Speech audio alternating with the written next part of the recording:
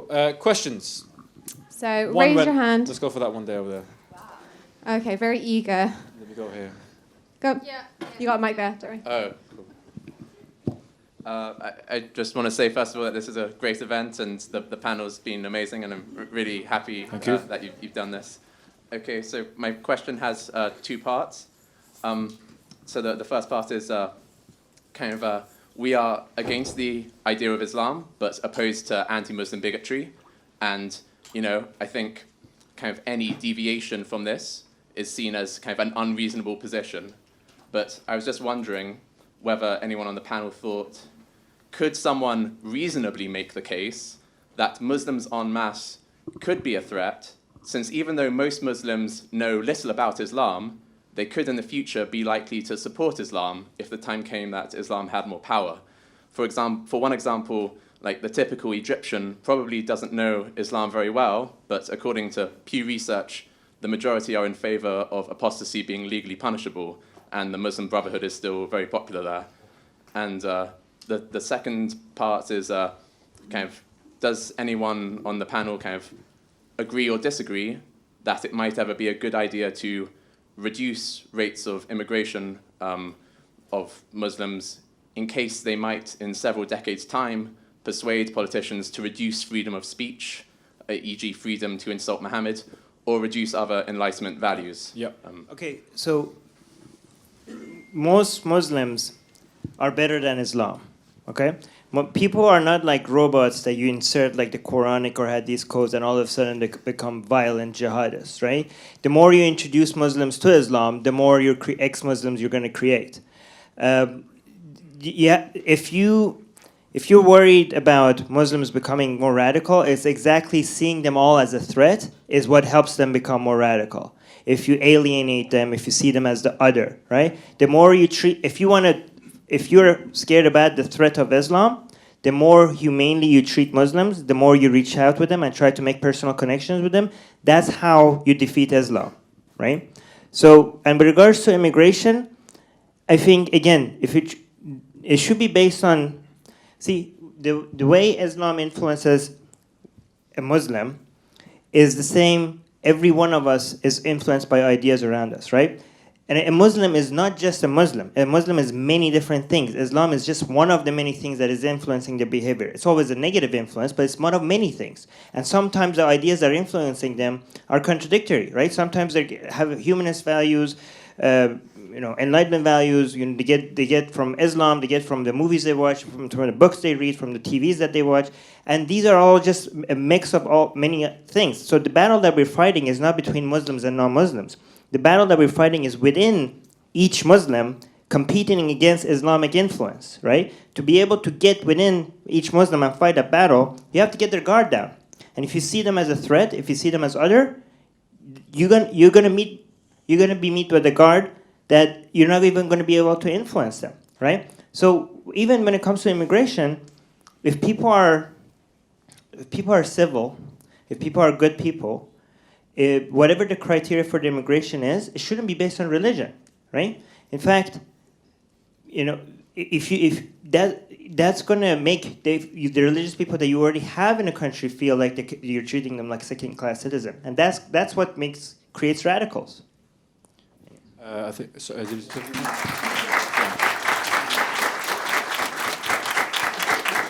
So I think it's okay to recognize trends and understand common ideas within groups, but the issue is bigotry begins when you allow your understanding of trends and groupthink and just group psychology to completely color your judgment of individuals. So. Yeah. Really well said, actually. So this morning, I spoke to a Bosnian ex-Muslim woman. She got in touch a couple of months ago, and we recorded a podcast this morning for Philia, and it's a fantastic outlet. If there's feminists in the audience that are looking for feminism that's actually inclusive and engages its brain, it's worth checking them out. They're really fantastic. So she talked about how after the war, so actually I'll start from the beginning, before the war, in Bosnia, before the Yugoslavian war, there were atheist Muslims in Bosnia. They didn't really care. They were secular, they were atheist, it wasn't really a massive part of their life. They identified as Muslims, they did some of the rituals, but actually it wasn't a major part of their life. Nearly nobody, I should say, wore the hijab. Even when I went to Bosnia 2 years ago, I saw like the odd hijab there, here and there. No niqabs at all. It was fantastic. But post-war, because during the war Muslims were attacked for being Muslims, and it was one part of it. By the way, there was a lot of other stuff happening in Yugoslavia. It was very complex, and even I don't understand the entirety of it, so I can't talk about it in great detail. So because they were attacked for being Muslims, a lot of Muslims post-war became very, very interested in Islam and became more, they started following it more. Now you see more hijabs, now you see more Islamicization. The the Arabs started moving in and pumping money into it, but they're not building houses. The houses that were knocked down, they weren't building them, they're building mosques.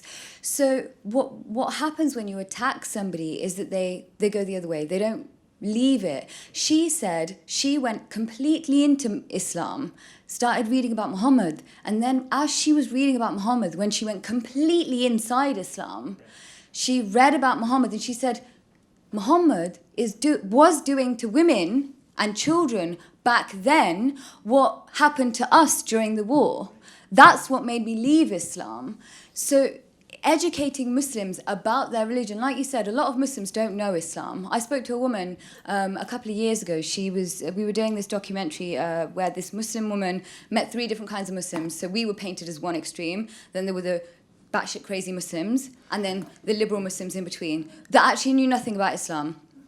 The very first statement she said to me, which conveniently the BBC cut out, was, I actually don't know anything about Islam, but isn't it the most feminist religion in the world? I've never read the Quran, you tell me. Right? But for a lot of ex-Muslims, they have to go really deep in, to be sure before they leave. So that's how we make more rational people, really. Thank you. Could we have another question, please? Can we have a gay question from the blonde guy at the back over there? He's next. Sorry. Yeah, this one's not gay, unfortunately. Feeding on from the discussion about nihilism, do you think that existentialism can fill that perceived void left by the realization that there may not be a God? I think it can do. It can do, but it doesn't have to. Certainly not how I feel it. A lot of people try to take the similar approach of absurdism too, of like just kind of accepting the position of the baselessness of all meaning. It's not something that I would subscribe to. It's not something that I would do. I'm glad if it helps other people to do it. I prefer to make an argument from consistency. I prefer to just say that there's no point in making the criticism and aiming it at atheism. I'm still myself navigating the way to find a basis for meaning, and my conversation with Stephen on my YouTube channel over about a year ago now was a big step in that direction, and it helped me a lot. But I'm still not there. But in the same way that what Armin was saying earlier about atheism, like my channel and the things I talk about, when I criticize religion, I'm making a diagnosis, not offering a what's the word? A remedy. You know, that's not what I'm trying to do. So similarly, when someone makes the criticism to atheists and says, listen, your meaning is baseless here, I say, no, it's not, at least not on account of me being an atheist. And there are many ways to fill it, and existentialism is one of them, but it's not one that I would take. Thank you. Can I just answer the question on migration? Just with migration and mass migration, especially with refugees, I think it's important to understand refugees don't migrate because they want to, they migrate because they have to. And we have the capability in the West to support that. Unfortunately, Saudi Arabia and countries that actually have the money are not likely to do it are not likely to put their hands forward the way the West would. But we have to create more integration programs, and we're all still struggling with that. Like English is one of them, but there's so many things that we can still do. When I was working with refugees teaching them English, we taught them words like what queer meant. We taught them words like what LGBT meant. And they were like, oh, okay, cool. Those are concepts that they had never learned before. But that is one step forward than we had before, because now we're teaching them concepts that that the British values are. And we need laws, irregardless of religion, to protect every human being, even like the practice to practice your religion, as long as it doesn't harm anyone, but also laws that protect free speech and other laws that protect people who are possibly going to be abused by religion. So as long as we have the laws that protect all of us, I don't think we need to fear as much on the growth of having our rights revoked when we have mass migration. I think, I don't know, I'm an empathetic person, so my empathy comes before anything else. I don't care what you believe in, as long as we can respect each other and not cause harm to anybody else. And with refugees, I cannot ever imagine being in a country where my family and my houses are going to be bombed and torn apart, and then to come to a country and then still be denied of that basic civil right to even live. So I guess that's just my take on it. I slightly disagree. I do think that you should screen based on values, even like if people are nominal Muslims that don't have Islamic values and just Muslim by name, I'm okay with having them. We don't have that many spots on the planet left where you could say everything and the government is not going to show up at your door and arrest you. And I am worried about some of these places. Eventually, if you just let everybody in, the values are going to change so much that they're going to vote somebody in, that these Enlightenment values are going to disappear from public policies. And I'm not saying that just for the sake of these countries are also launching ground for Enlightenment values to other places as well, right? I'm saying that for the sake of the entire planet. I do think there needs to be strict screening criteria, but mostly based on values, not based on what people say their religion is, because usually a lot of times that's not really an indication of their values. Like we said, some people don't take their religion very seriously, but value-based screening is very important, I think. That's why I meant laws regardless of religion. We all know that I think we know better than anybody that freedom of religion is a prerequisite for freedom from religion. And so if there's any suggestion that people should be withheld from holding office or moving into a country purely based on religion, then as soon as you say goodbye to their freedom to choose their path of religion, then you can say goodbye to yours too. Okay, can we have another question? Can I just jump in? So I think I just want to jump in on that, because I think something that we see actually within refugee communities is actually sometimes when a refugee community come in, and actually that might include LGBT refugees. And it's just important to point out that whilst we don't want to tarnish everyone with the same brush, is that sometimes we see in these communities that LGBT people who are refugee from another country but are placed in communities with those same people that they fled with, then end up suffering homophobia as if they were back home, and the laws of the land that they fled to become they just might as well not apply, because they're living in a community that is treating them in exactly the same way. Fantastic. Okay, at the back. Also, I'm really interested in setting up a swap scheme, like fundamentalists and gays, and just doing an exchange program. I think we should do that. Yeah, Assalamu alaikum, everyone. Thank you.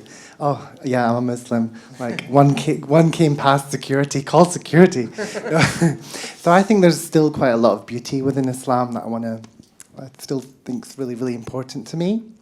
But obviously, as a queer Muslim campaigner, I do face this question of, well, why would you stay within the faith? And there's many reasons why I do want to stay within the faith. And, it's just something that brings me comfort, But I want to correct you on a couple of things, with all due respect. There's 2 schools in Birmingham. I'm actively involved with the protests. I actually gone and physically challenged the protesters and said, Assalamu alaikum to them, by the way, I'm a gay. And they're like, oh, well, get out. But there's 2 schools. Parkfield is the one that hosts the No Outsiders program. Those are actively a list of books where there's lots of LGBT as well as just, not just LGBTQ, but like lots of no outsiders, because Birmingham's a very diverse place, and they want to try and curb any kind of discrimination against different groups. So Parkfield has Andrew Moffat as the assistant head, and the No Outsiders program is specific to that school and his teaching.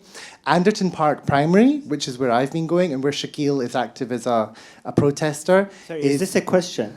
Yeah. So I'm Can getting you to that. can you make it really quickly because other Well, I people just wanted to correct because obviously at Anderton Park Primary, Sarah Hewitt Clarkson is the head teacher, assistant head teacher, and there's actually an ethos there of LGBTQ non-discrimination. So actually, the parents aren't what they're doing is they want to have homophobia taught to the children at school. That's basically what they're calling for because there's no teaching.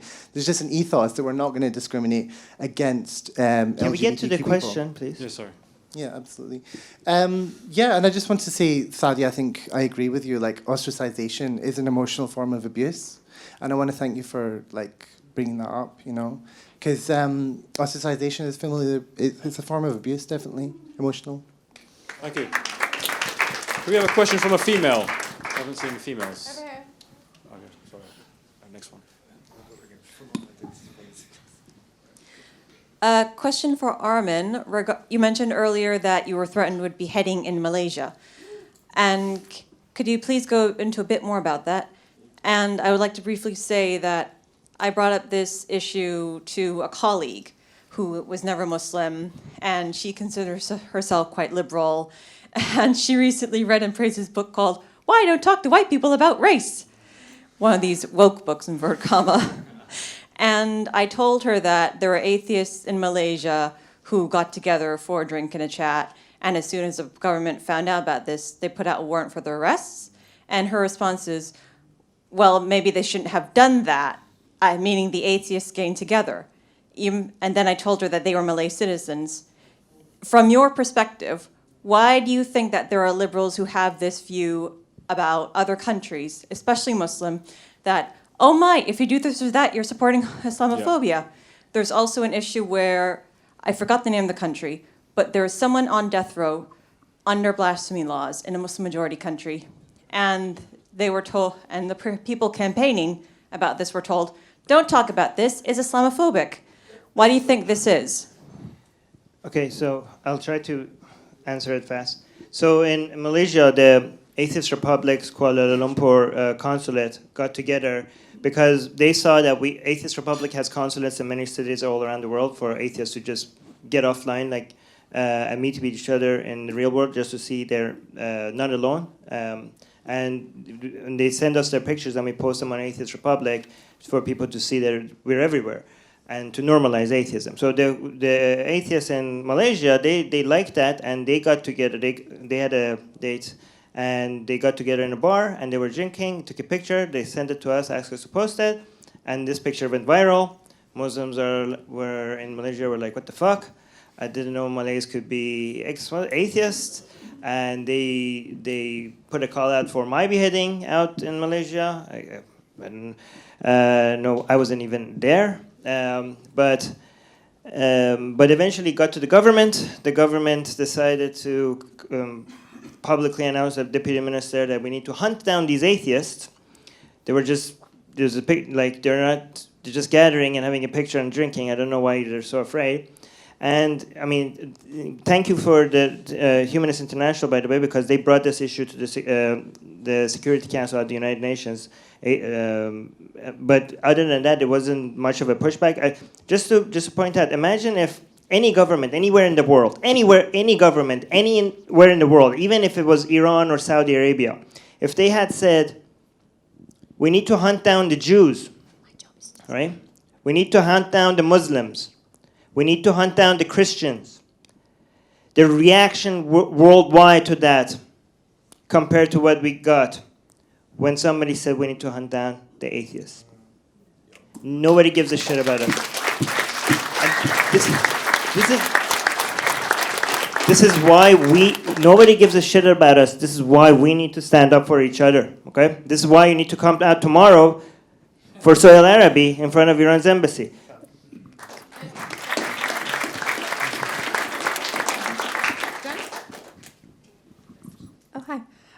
I wanted to talk a little bit more about communication with the other side, and how we let our own pain and our own traumas affect it. I mean, I can only speak as a woman, for example. If I hear a joke or if someone catcalls me, They're hearing some Brazilian swear words. I'm out of that. Like there's no, you just build up a wall and there's no communication. But I'm also bisexual, but I come from a very accepting family and a very accepting place. So I don't have too much pain there. So I am able to sit down and have a conversation with a homophobe and have a constructive, empathetic, kind, and constructive conversation. So coming from a religious background, and I can see a lot of people here very hurt from that, how do you get around your fears and your traumas and you actually construct something from people who are actually also victims, but they are also the aggressors that hurt you? If that makes sense. Can I just jump in? I think one of the things that you really raise in this conversation, it always comes up, is how am I supposed to have a conversation with you when you said F Allah or you called Allah is gay?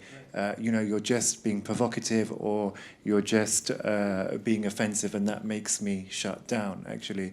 And I think two things from that. So one of the things, like when we're being provocative, we have to understand that that might not be in a one-to-one interaction, but when we're doing a protest, it's important to be provocative. Like if you look at the whole history of human rights, it's full of provocative protests that generate and garner attention and mobilize people to that cause. So whilst that may alienate your aggressor, no human rights cause has ever been won by generating a lexicon that is palatable to the oppressing group. Yeah? Never. It's just not happened. The second thing is this concept of offence as a barometer for acceptable dialogue. So you saw this in the ex-Muslims marching in Gay Pride, and we had Allah is gay, fuck Islamic homophobia, less Islam, more orgasms, make love, not Sharia. We had some amazing slogans. And so I think a lot of LGBT Muslims said that actually that's quite offensive, you're alienating us from the Muslim community. But then very interestingly, in a smaller gay pride in Northern Forest, which is a place very close to my heart because it has about 25% Muslim population in that area, so they did their first Northern Forest gay pride, and they marched with really Care Bear signs like Allah loves equality.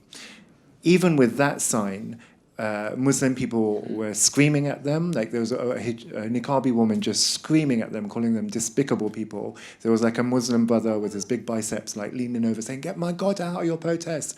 So whenever we think about tailoring our language so that is acceptable to the group that is doing our oppression, understand that it will always offend them. Just by sitting on a bus, Rosa Parks offended white people. Gay Muslims marching with a sign saying Allah loves equality still offended Muslim people. So it's important to understand that offense is not a barometer for acceptability.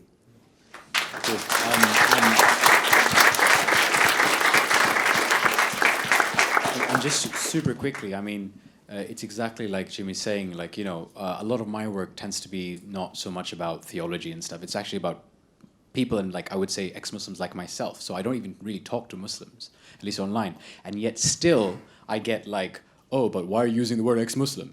And then I have to go into this whole spiel about like, okay, there's a reason because we're unheard and da-da-da-da. But maybe to pull and slightly veer the question off slightly, what you might also want to say is, there's different types of activism, and they're all absolutely acceptable. You need different. No movements are about one singular type of activism. And like, you're seeing a lot of ex-Muslims do lots of different things, and that's what we need. We need this kind of fabric of protest. So when an ex-Muslim who's 95 years old did a video, saying he was an ex-Muslim for 70 years, that is a form of protest just by him existing. It's a very soft form. It's a very soft kind of loving uncle guy, but it is just as aggressive in some ways as shouting out, and they're both equally valid, and we need to kind of appreciate that. And it does come back to kind of what you're doing. I just want to say, because I think I'm not saying one. Yeah, I am. I'm saying, listen. So I'm not saying one protest form is better than the other. What I am saying is it takes more courage to do one form of protest than it does another. So I could easily sit back and be some sophisticated gentleman having measured, calm dialogue. And that would not generate the level of animosity and hate that I get in my inbox over whatever social media platform. So I think actually, and we get the most hate. Like, it's us people who are on the front line, who are opening our mouths, who are saying, screw this, we're not having it anymore. And what is ironic, actually, is that people want us to be more like some measured, kind-hearted, non-offensive approach, but it has no historical context in success. And I think the reason I'm interjecting is, you're right, whoever is sitting down being a really measured activist, their work is valid. But ironically, those of us who stand up and make really vociferous contribution to the movement, we get more hate directed at us, and then bizarrely, those more measured activists turn around and say, shh, you're offending people.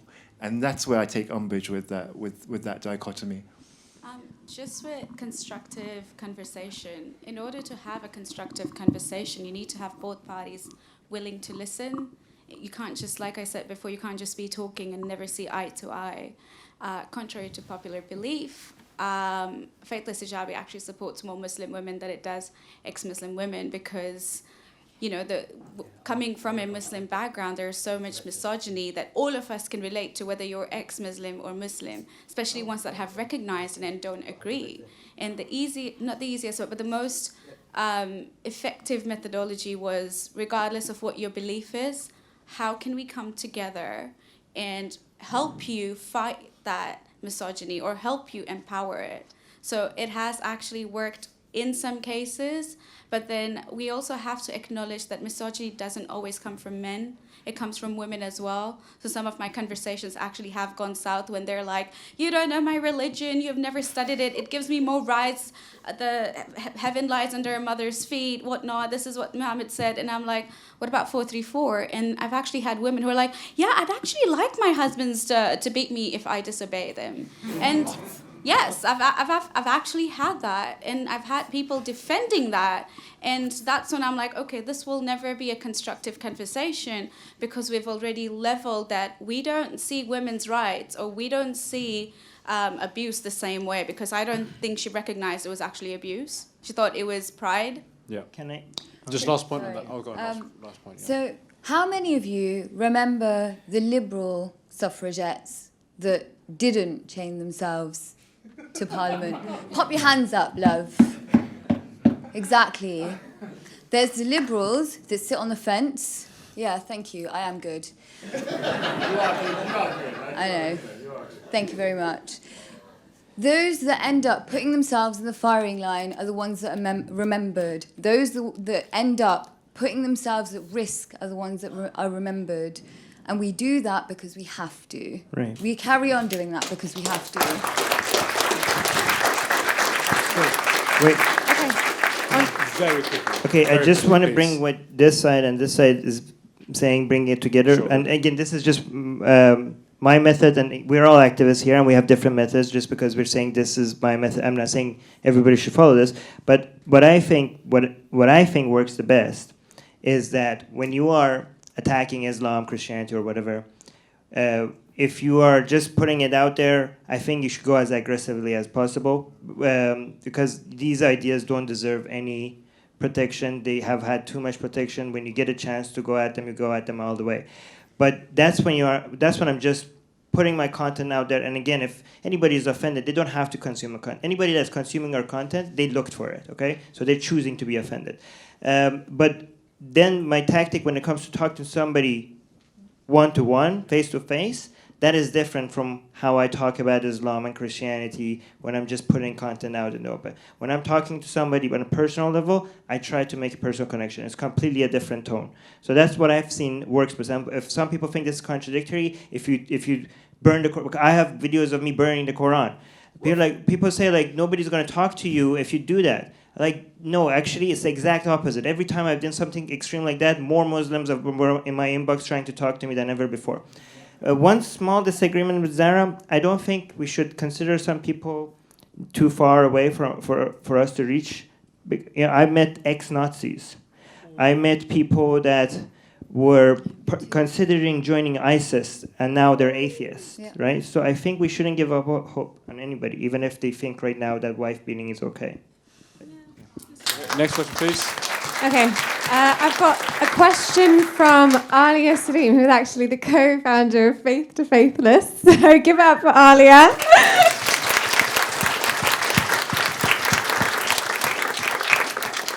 So thank you, Waleed and Marul, for an amazing night. I just want to say it's been fantastic. I'm going to be really naughty and make a quick comment. So in the final panel, there was about combating nihilism. I didn't hear a mention of humanism. So humanism is something that a lot of non-religious people use as an alternative, as a way to be in the world and to have rationality and skepticism, but also put people first. And also, secondly, as a part of rebuilding your life after leaving a religion, it is connecting. So like Council of Ex-Muslim Britain have fantastic social for ex-Muslims, Faith to Faithless have social for people from all religious backgrounds. If you have left your religion, everybody is welcome. My question is, how much do you guys see dismantling Islam as a religion an important strategy in dealing with the oppression of ex-Muslims? Because how much do you see the dismantling of Islam as an ideology, so making people leave the religion, actually taking the religion apart? How much do you see that as, how important is that in your view in terms of strategies in dealing with the serious oppression that ex-Muslims face? Thank you. Can we go mention humanism? Just a note on the diversity quota here. So a note on humanism. I think that the reason why I don't particularly subscribe, well, I don't know if I subscribe to it, but the reason I wouldn't put myself out there as one is because my whole thing is trying to inform people that I'm somebody who just doesn't believe in God, and that's not a thing that I do, that's the thing that I don't do. If I start characterizing myself as a humanist first, then that can make it more tricky when I'm trying to convince people, listen, you can be as I am by simply letting go of something. You don't need to take anything on. I feel like humanism is the next step that people will take. It's not something that I advocate. That's somebody else's job. That's what someone like Andrew Copson might do. But also, I don't like calling myself a humanist for the rather controversial reason of not thinking that we should put just humans at the basis of our ethic and morality. I would call myself a subscriber of... Thank you. I'm glad somebody agrees. Louder, please. I think I would call myself a subscriber of. There's this new term going around called sentientism, but if it wasn't such, if it wasn't such a terrible and a term that just doesn't roll off the tongue and has no wit about it, then maybe I'd call myself one. There needs to be a better word for that. At current, it seems that the best and most appropriate is vegan, but that's a part of a philosophy rather than just a diet. But that's why I wouldn't call myself a humanist. Thank you. Thank you. Yeah, fine. So regarding dismantling Islam, regardless, the second part of the question, we go after Islam because it's a shit ideology, and all shit ideologies need to die, right? If it's not... I don't see people saying like, well, the idea that vaccines cause autism, we shouldn't destroy that idea because some people might find it too hostile. Nobody has a problem with us trying to eliminate people thinking that vaccines cause autism. We know it's a wrong idea. We know it causes harm. All wrong belief cause harm. We go after the truth, and any belief system that is going far away from the truth, we point it out and we try to end it. No, not replace it with something less shitty. Not try to make it peaceful. No, it's not true. It needs to go. With regards to people saying like, oh, just going after Islam like this might make people treat ex-Muslims more hostile. Like that, you're just letting them take ex-Muslims hostage as a way to defend their ideology, right? We don't want to be accepted as atheists or ex-Muslims if we keep quiet or if we just behave. We want to be able to be accepted and live side by side with Muslims while we shit on their ideology. That's the level of acceptance we want. They have scripture that tells that we tolerate, that we say that they're allowed to promote, sell. We accept that with scripture that says that we deserve to burn forever. They have books legally published that says that we should be beheaded. Okay, and we think fine, it's okay to sell that. We don't think there should be laws against that. But can we shit also on your ideology and call out why it's bullshit? Is that too much to ask for?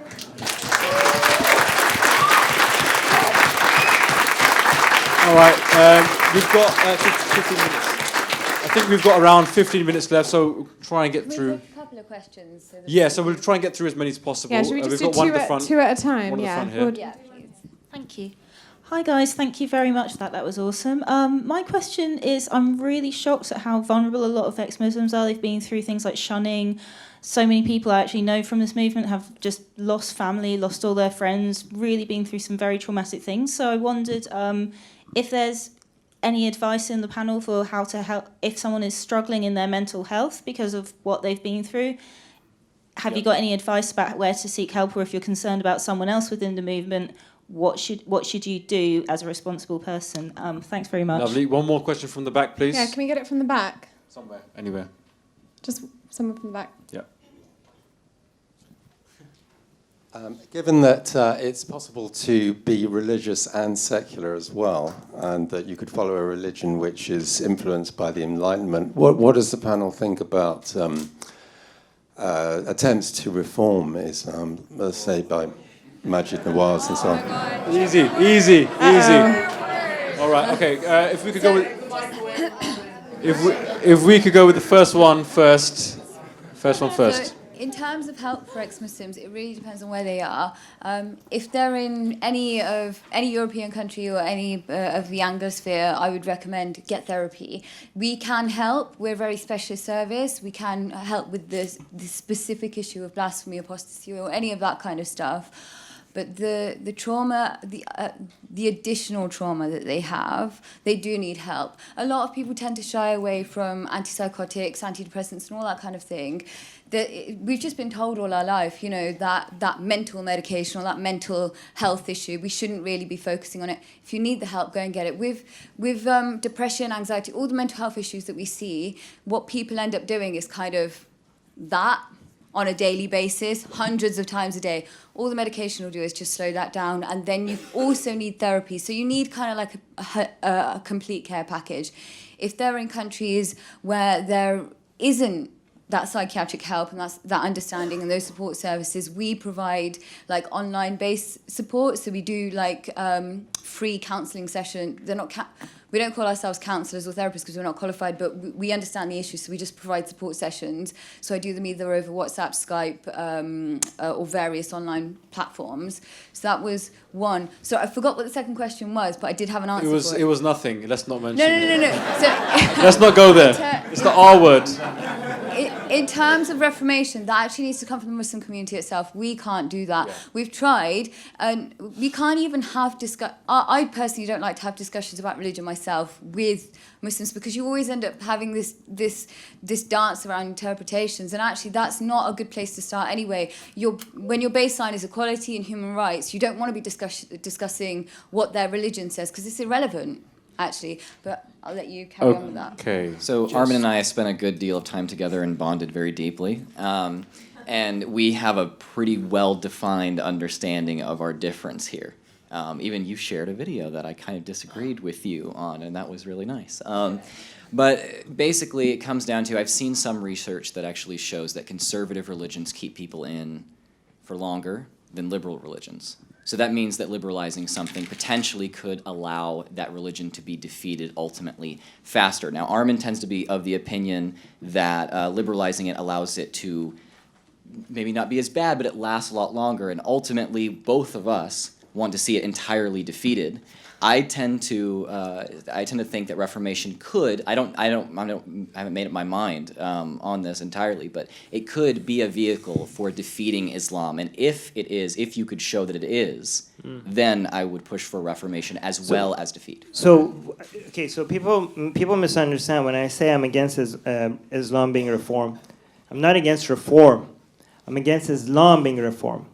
Muslims can reform. Muslims do reform. Muslims reform by moving away from Islam. Okay? Muslims reform by being less influenced by Islam. The less Islam, the more liberal. Yes, make people more liberal. by reducing the influence of Islam in their lives. People could remain Muslims while being influenced by competing ideas that we introduce compared to the influence of Islam. If you look at historically, even with Christianity and other religions, it wasn't the religion itself that made people more liberal. It was competing ideas from outside that pushed them towards that.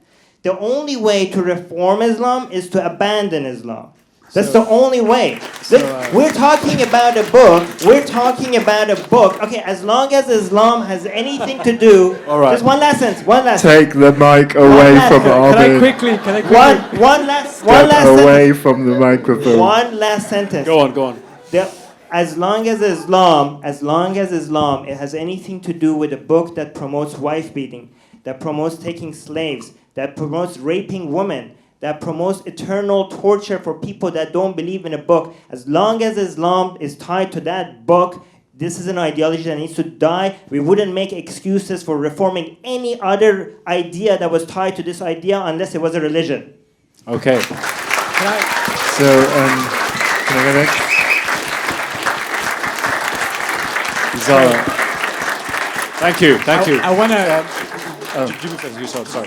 Very quickly, guys, very quickly. I want to get for more questions. I'll be really quick. So I think I want to just make this distinction around attacking Islam or fighting Islam versus fighting for universal human rights. Because whether you're a Muslim person in China being persecuted because of your religion, I'm still fighting for your rights and your freedom for religion. And I'm not saying that people who fight Islam are not doing that, but I think for me, that's how I position what I'm doing is actually a fight for universal human rights. Same thing.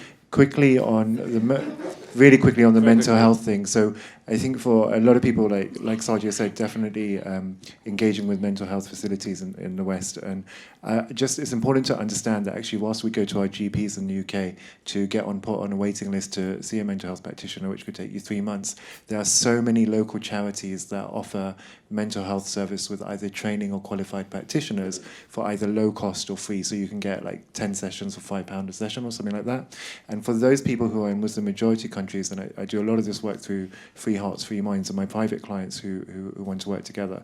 So it's important to know that for those people, if we can't set them up with like mental health practitioners in their own country, just the act of connecting them with other ex-Muslims in their geographical region or via social media does a huge part of contributing to wellness and mental health for them as well.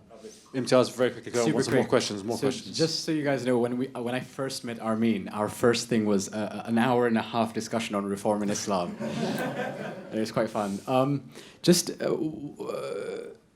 So I'm of the opinion that, for me, what would I like? I would like a world without belief systems, and thus Islam, bye-bye. But as an atheist, and specifically as someone that believes Islam is made up, it's made up. It can be whatever we want it to be. That doesn't mean it's still not grounded in scripture. So that's, I think, where we probably agree is, I don't deal with progressive Muslims who come up to me and say, yeah, I'm progressive. Okay, what do you think about the Quran? It's the word of God. That's a problem, right? That doesn't mean you're progressive. However, that said, I do like to direct people at history.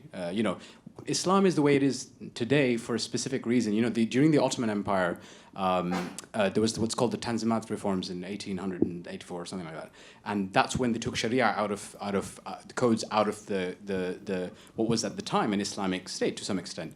So and right up front with Islam, you had the Mu'tazili, which is because of outside Greek influences. You had massive fights to the point where you had something called the Mihna, which was the Inquisition, where they would be jailing the conservatives by the order of the Caliph. So there's a historical precedent to this that we often miss, because guess what? Islam is made up. So you're confirming what I'm saying. I know. That's what I was going to say. Often people think that we disagree, Just- but actually we just- kind of agree. Nobody mentioned the trigger word again, please. Yeah, no more reform questions. Do not use the R word. And then we'll take one from the Okay, middle, one from whatever, here. back. So I'm not going to say my name because my name's not Muslim in the first place. He's more Indian, but we're not going to get into that. But as well as ex-Muslims and atheists, there are people who convert to Islam, and my question is, are they converting for the right reason? Such as Khalid Masood, who got shot anyway. Abu Ramesa, whatever his name was when he was a Buddhist, who got shot anyway, we think. And I can't remember. I think there was another one. Yeah. So are they converting for the right reasons? And then my other question is, how do we tell that to the scholars to say convert for the right reasons or don't convert if you're going to be a terrorist? Because when I try to do that to them in Hyde Park, out of all places, they turn around to me, oh, I see what you're doing. You're stereotyping or whatever crap. Cool. That's fine. I think we've got the question, converting for the right reasons. Can we have one more question, please? If we have a mic that's There's a moving question around. here. Somewhere. Has this side had any questions, this side? Can we have, okay, one more. We'll take two, one and then that one. Thanks. Go for it. Yeah, so... 1 second. Just in relation to, Armin, your comments earlier on, I think when you're talking about Bangladesh, going back to some of the earlier parts, and also how this British... Yeah, I know, I won't. I can't use the R word, all right, fine. And also in terms of the fact that you're all sort of content creators in some form or others, as well as activists, but to what degree do you think militant atheism, in whatever way you want to define that, is a problem? Okay, one more from that side, please. Oh, yeah. To the same degree that militant truth-seeking is a problem. Okay. Okay, just one more question, and then we'll go with all three. So I just wanted to ask a question about vaccines, because earlier you spoke about it.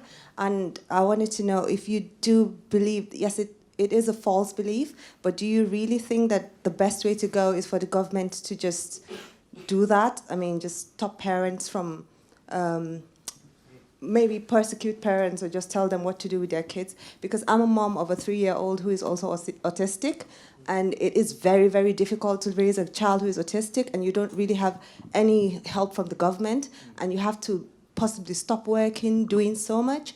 So I don't think those parents are actually just wanting to not care about their children, but because they're genuinely scared that this is the cause, and no one is really teaching them. But as a doctor, I possibly know that's why I would let my children have vaccines. Anyways, thank you. Lovely, great questions. Who wants to go first on any of the questions, please? I tend not to like converts. It's a bit of a generalization. They scare the shit out of me. They tend to be overly religious and like overly literal, and that tends to be quite frightening, actually. And I also think that something quite scary happens. Like Sinead O'Connor, there were like a series of videos that we saw of her, right? So we saw her in a really, really, really bad state. Next thing we see is she's Muslim, and then the very next video is her talking. I mean that azan that she did was horrendous for multiple reasons, but the fact that she turned around and said that she hates all white people, so she is getting some really, really bad teachings from somewhere, and no one questioned it. No one questioned where this like hate was being poured into her. So I don't know. I have a bit of concern around converts for lots of reasons. But the other thing is, there's a lot of people converting into religion, into Islam specifically for relationships. I'm working with 2 women at the moment, right now, who converted to Islam for their marriage or partner or whatever, and then left immediately when the relationship broke down. They've had their kids taken from them. They went into the religion just to have that loving relationship. Something might have been missing beforehand. I haven't digged into it for any reason. I haven't digged into why they converted into it. They could have still had that relationship and stuck their ground, that they don't actually need to convert. But there's a kind of bullying as well that goes on with converts. I find that they're made to act more conservative, where you wouldn't necessarily see that in generic Muslim communities. And I don't know where that bullying is coming from, but it does scare the shit out of me. Sorry. If I may make a remark about the vaccine question, and that is that in an event not much dislike this, perhaps a bit more popular, Neil deGrasse Tyson spoke to Richard Dawkins, and he was criticising Richard Dawkins' technique, which is very much, this is crap, let's bombard it. And what he said is that if you want to make impact with people, you have to say, here are the facts, and here is a sensitivity to your state of mind. And it's only really between the two that you're going to be able to make impact. Now, this is not to say that calling it what it is, there's no room for this. I think there is, but I think there's also room for many other voices. And we may be doing ourselves a disservice if we can't find it within our heart, within our intellect, to have this capacity to sit down with someone who thinks that you deserve to burn in hell for eternity because you believe something that they don't.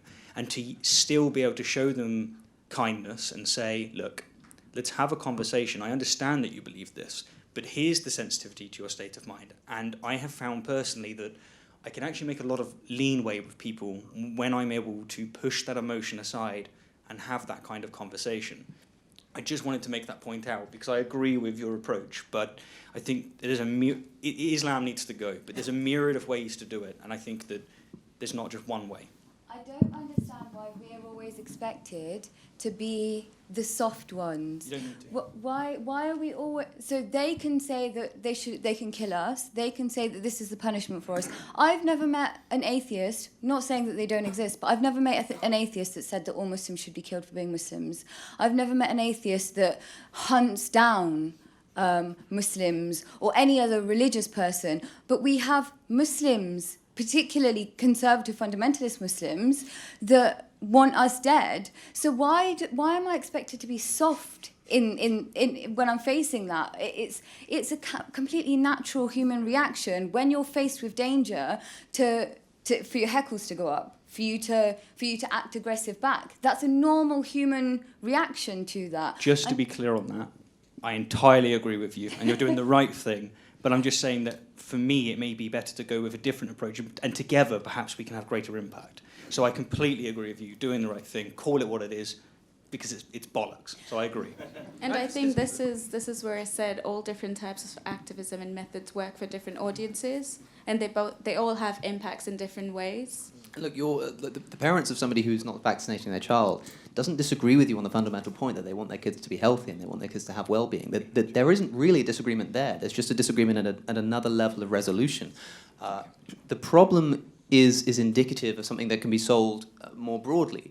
If we increase people's trust in the scientific method, then this problem goes away. So if we don't want to tackle it at the level of parenting, because there's all sorts of problems with parental freedoms, which, by the way, like we have laws against parental neglect. If you don't give your children food, then you will have your children taken away from you because that's neglecting their welfare. But the differences with the vaccines thing is that it's based on a false belief. It's not just a style of parenting. It's purely and solely rooted in the idea that vaccines cause autism. If we can improve trust in the scientific method at this level of resolution, just in general, then when someone then applies that to this particular issue, the problem goes away. So I think that maybe it will help to kind of take a step back and look at it more broadly instead of tackling the issues independently. I've kept my input on the regulations bit basically confined to talking about public spaces, public services, public schools, because that's supposed to be a place that's as inclusive as possible, and if you do not actually mandate vaccinations, then the most underprivileged, the most weak in that environment essentially encounter an entirely unworkable space. So the most vulnerable suffer when you don't enforce that with some kind of regulation. Now, I don't extend it necessarily beyond that because I'm still kind of thinking about that, and I think Alex and I would have an interesting conversation there. But within public spaces, I think that vaccines should be mandated so that the weak don't suffer even more. So again, I just want to quickly touch on the activism thing that Zara said. She was right, activism takes all forms. Some of us are smashing down the doors so that there's room for other activists behind us.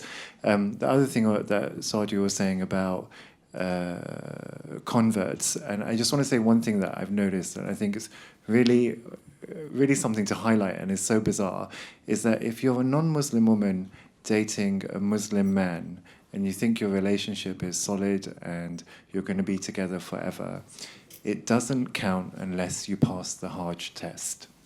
It's that simple. Unless your boyfriend has been to Hajj and come back and you're still okay being a non-Muslim, then you might be together. But if your boyfriend hasn't been to Hajj yet and you think you're going to spend the rest of your life together as a non-Muslim woman, you better pass the Hajj test first. So the amount of girls I know who have been like Christian atheist dating a Muslim man, and they might be in a 5-year relationship or a 10-year relationship, and they're like, oh yeah, we're going to get married, I don't have to convert. And then the boyfriend goes to Hajj, and then he comes back, and then he's like, you have to convert or this relationship is over. You need to have the hard conversation if you're going to be non-Muslim dating a Muslim person. Just one. Very quick. So I just want to touch on what both Zara and Jimmy said here. So it's okay to have different kinds of activism as long as the soft activists recognize that they have a platform because of the more aggressive activists. I don't want to bring something up that the audience won't be familiar with, but we had a conversation just the other day, and I'm sure you were arguing the exact reverse. Because just to give the audience some context, and not to misrepresent Armin here, which I never do. Very briefly. Never do on purpose. We had a conversation about veganism, and Armin is of the belief that radical vegans, so to speak, have poisoned the animal rights movement because they all get thrown in the same boat. And I could say the exact same thing to you, Armin. I answered you.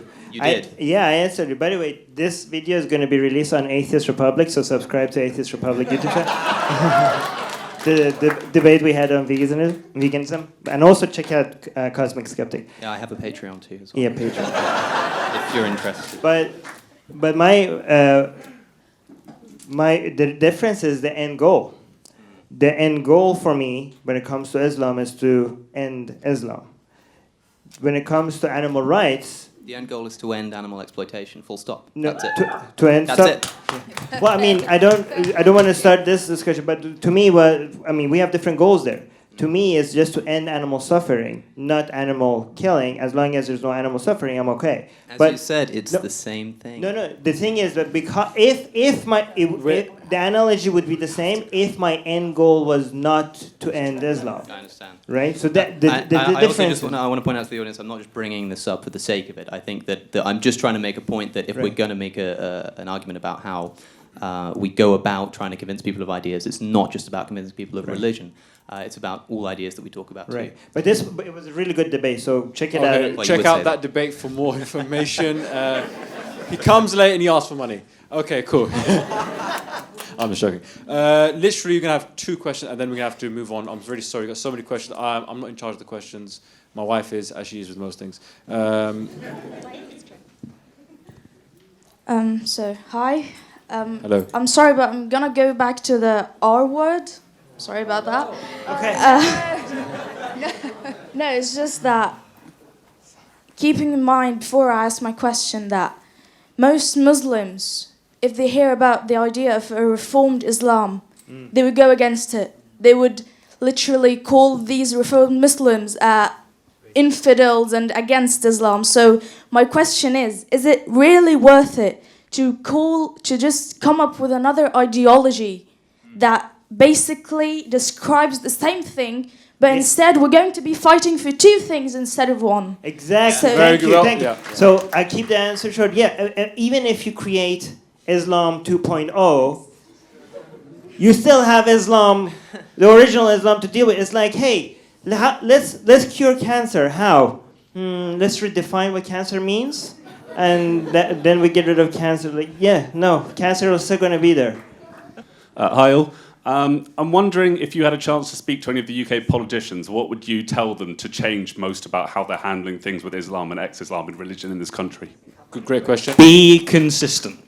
Apply the same rules to everybody. Stop with this politics that's happening now, where, as was said earlier, you get away with it because you're a minority or whatever it might happen. It must be consistent. In terms of reform, actually, there's the idea of hypocrisy in Islam that exists in the Quran. The hypocrite is also sin just as bad as us, as the ex-Muslims, as the infidels, as the Ghafirs. So it's actually difficult to, even though I say it's the responsibility of Muslims to reform Islam, it's really difficult for them to do so because Islam sees them as hypocrites and who should be punished. So it's very, very difficult for them. In terms of politicians, weirdly, I'm not a Tory myself, though I've been tempted recently, because it's only the Conservatives in this country that are championing free speech. They're championing it for a different reason. On campus, it's really hard if a student or a lecturer is a Conservative for them to be able to say so without being without experiencing backlash even. And it's not even a case of you saying it. If you're assumed to be a conservative, which has happened to people that I'm very, very close to, and it's very, very painful actually for them, they're then attacked on campus and mistreated on campus. So it's actually currently only the Tories that are championing it, and the so-called left, which don't any longer deserve to be called the left, have gone completely against free speech, so much so that we've seen people kicked out of the Labour Party that don't agree with every single sentence spouted by that bell end at the top. All right, guys, on that note, that's the end of the Q&A. I'm really sorry if you haven't had your question, if you weren't able to ask the question. We have so many people and so many questions. We're going to be around anyway. Yeah, so these guys will be around. If you've got any questions you want to direct to them, more than welcome to do so. We will now move on to the next part, which is the quiz.